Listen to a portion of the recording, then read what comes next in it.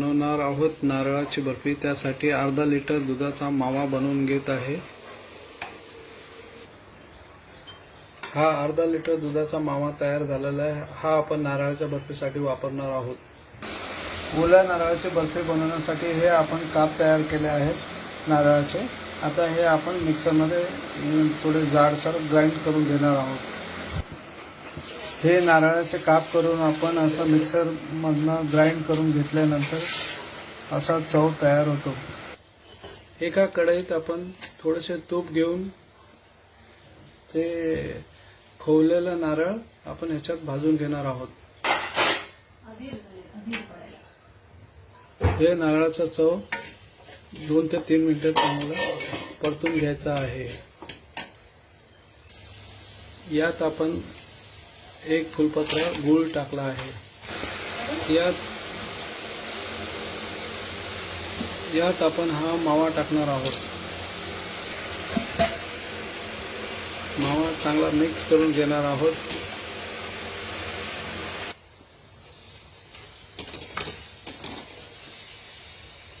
यात आपण milk powder टाकणार आहोत। चांगले मिक्स करायचे आहे।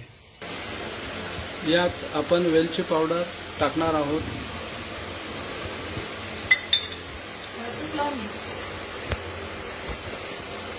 हे मिश्रण चांगलं एकजीव होऊन द्यावे।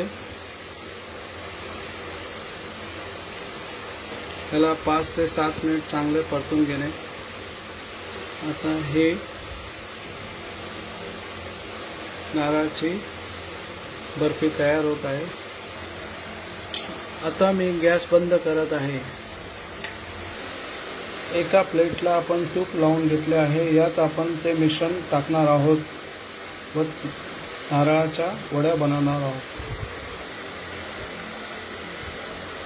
या प्रकारे आपण मिश्रण ताटात घेतले आहे व त्याच्यावरती बदाम आणि काजू थोडेसे ग्राइंड करून त्याची पावडर टाकली आहे।